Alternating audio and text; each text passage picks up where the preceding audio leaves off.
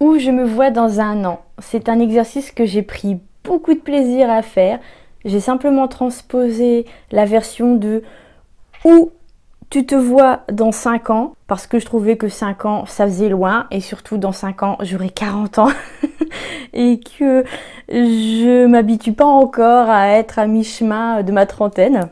Et j'ai transposé ça donc en version où est-ce que je me vois dans un an, qu'est-ce que j'ai envie d'accomplir pour 2024-2025, et où est-ce que j'ai envie d'être en septembre 2025. Qu'est-ce que j'ai envie de faire et aussi qu'est-ce que j'ai envie d'arrêter de faire. Et restez bien jusqu'à la fin de la vidéo parce que juste après, je vous expliquerai, et ce sera très rapide, rassurez-vous, comment j'ai réalisé cet exercice.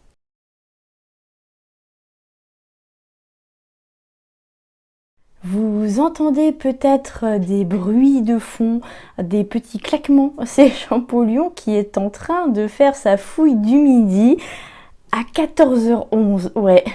J'ai déjà abordé le sujet dans une vidéo du mois de juin, tout début juin, si mes souvenirs sont bons. Et là, tout récemment, dans le vlog de dimanche, il me semble, et je pense, alors non pas arrêter, enfin, pas encore, quoique, l'auto-édition, je pense limiter l'auto-édition, ça devient compliqué, ça devient un peu n'importe quoi, je vous l'avoue, et même moi, qui vend assez bien, je commence à très sérieusement démoraliser quant à cette pratique. Le truc, c'est que le milieu de la petite édition n'est pas non plus forcément tout beau, tout rose, etc. J'ai appris là encore des trucs récemment.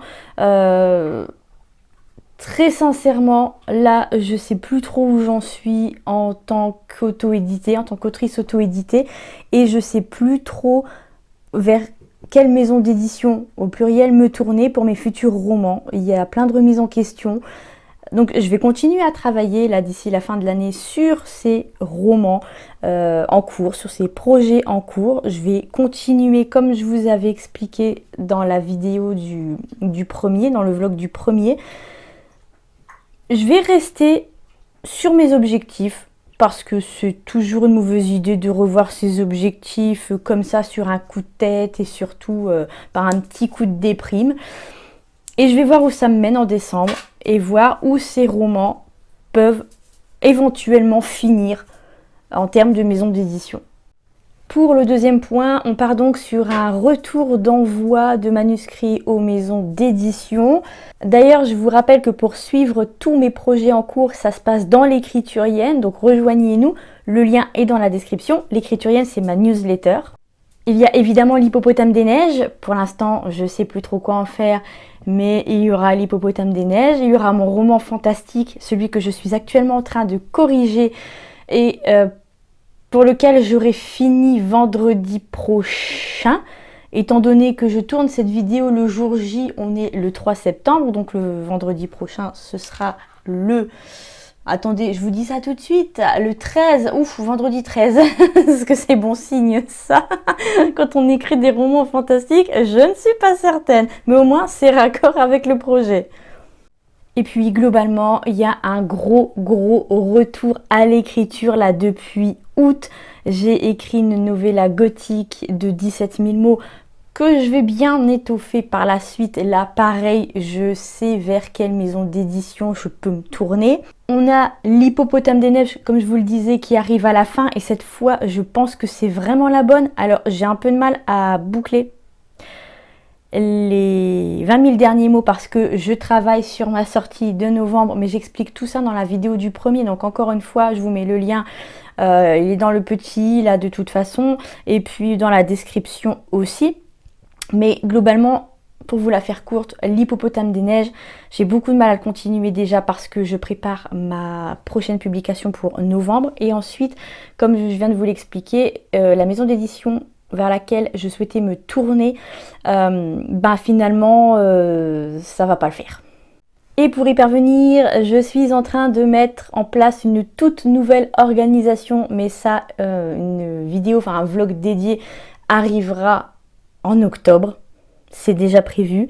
Et d'ailleurs, je suis en train de la filmer. Donc c'est pour ça que je vous dis que c'est prévu. Là, je suis très au courant du truc.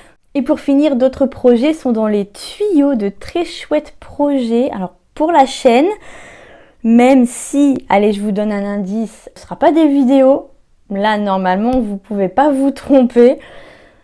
Et c'est en collaboration, donc avec des gens très chouettes. Et puis, il y a peut-être éventuellement un autre projet. Je reviendrai vers vous si ça se concrétise.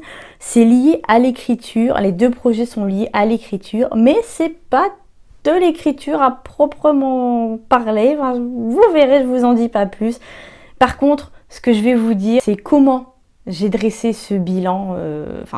Comment j'ai fait cet exercice de où je me vois dans un an. Et comme vous pouvez le constater, mes objectifs sont pas hyper ambitieux parce que 12 mois, ça passe vachement vite. Pour 5 ans, on peut se projeter. Là, c'est vraiment du long terme. Mais je me dis que si je fais ça chaque année, au bout d'un moment, les 5 ans, j'y serai arrivée.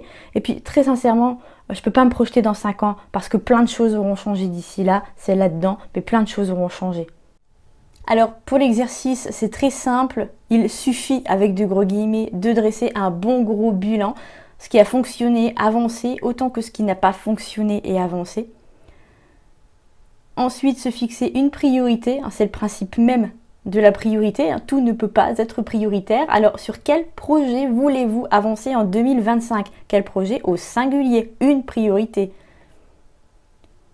Ensuite, il vous faut des objectifs qui servent cette priorité, des objectifs réalistes et qui tiennent compte de votre rythme, de vos envies, de vos besoins et de vos limites. Hyper important.